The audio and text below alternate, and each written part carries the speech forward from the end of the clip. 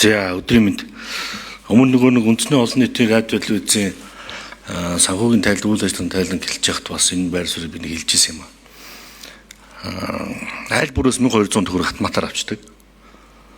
Тэгээд тэр нь буцаад үндэсний олон нийтийн радио телевизийн үйл ажиллагааны санхүүжилт болдог. Айл бүрээс хатматаар одоо тэр чинь үндэсний телевиз үздэг ч юм байгаа, үздэгч айл бас байгаа шүү дээ тэр дунд чинь. Тэгэхээр энэ дээр та яг ямар бодолтой байдیں۔ Яг бол таасаа санхүүгийн менежмент санхүүгийн өөрчлөлт хийн гэж ах шиг юм ярьчих шиг боллоо. Хоёрдугаар нь нэг хоёроо сонгох юм бол ийм 5 ажил хийн гэдэг та энэ дээр бичээгүй байлээ. Тайлан дээр.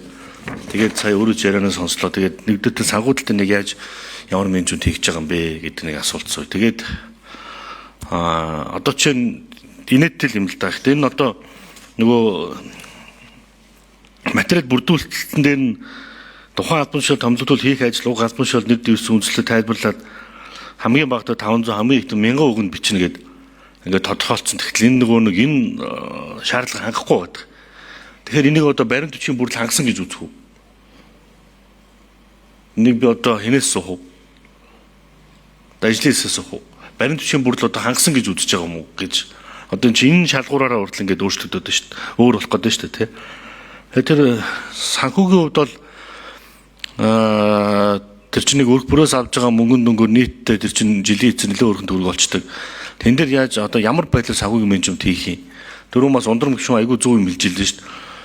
Оронтойгоо хит хэлээд хит олон болгоод ингээд хүмүүсийн дундад цайлан баг байгаад байдаг. Тэгтэл тэн чинь би буруу санагвал үндэсний төдийн тэр том барилга 5.16 тэрбумаар үнэлэгдсэн байгаа. Гэтэл одоо өнөөдөр хотын төв 5.6 тэрбумаар тийм том объект байхгүй шүү дээ, тий. Гэх мэтлэн ч юм уу энэ тал дээр та нэг тодорхой саналаа хэлээс хоёрдугаар нь ажилтай холбоотой нэг юм байна. 2016-аас 2022 онд Монголын төмөр занд санхүү эдийн засгийн дарга хийж байгаад 18-аас 23 он тээвэр хөгжлийн банкнд гүйцэтгэх захирлэхээр төрийн өмчийн компани одоо захирал дарга хүн ийм хувийн хвшил таайлгын банк санхүүгийн салбарт гэж он цаг хугацаанд давхцсан байдлаар ажиллаж болд юм. Би таны тайлангаар харахад энээр бичснээс харахад бол яг хоёр ажил давхар игээд цаарагдаад байна л да. Тэгээ тэн дээр таны хариулт өгөөч. За нэр дэвшигч би нэрэлт улсын хурлын гишүүн шижрийн хариултанд хариулъя. Микрофон номер 5. За шижир гишүүний асуултанд хариулъя. За нэгдүгээрт санхүүгийн талаар ямар хүн менежмент хэрэгжүүлэх вэ гэсэн асуултанд 2025 оны санхүүгийн тайлан дээр яг тодорхой хэмжээнд дээр бас дүн шинжилгээ хийж харсан. За үүн дээр бол санхүүгийн тайлан дээр бол нилээдгүй одоо ямар асуудлууд байгаа вэ, менежментийн ямар төлөвлөгөө хийх шаардлагатай вэ, бүтцийг яаж сайжруулах вэ гэдэг дүр зураг бол маш тодорхой харагдж байгаа гэж харж байгаа.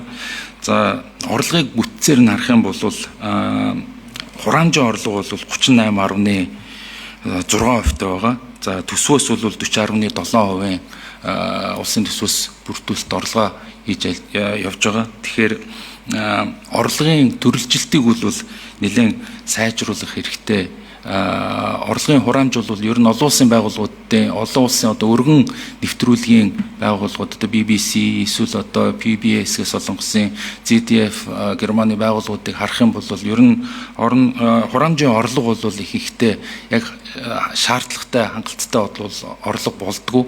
Тэгэхээр энэ олон улсын зүгээр сайн туршлагаас харах юм бол тухайн байгууллагууд BBC одоо чинь тухайлбал доороо охин компани байгуулад контентэд одоо фокус одоо яг зориулсан ийм үйл ажиллагаа хийгээд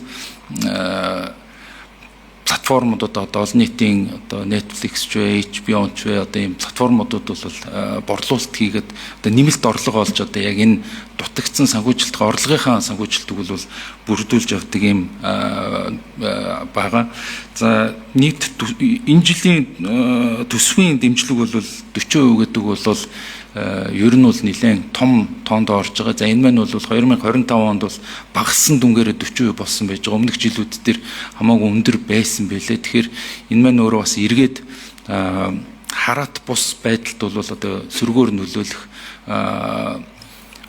олон улсын хэвлэл мэдээллийн одоо эрх чөлөөний индекс тос сөргөөрөх нөлөөлөх хэмжээний бас ийм нөхцөл байдал үүсгдэг. Тэгэхээр мэдээж энэ орлогын их усүрийг бол төрөлжүүлэх нэг шаардлагатай.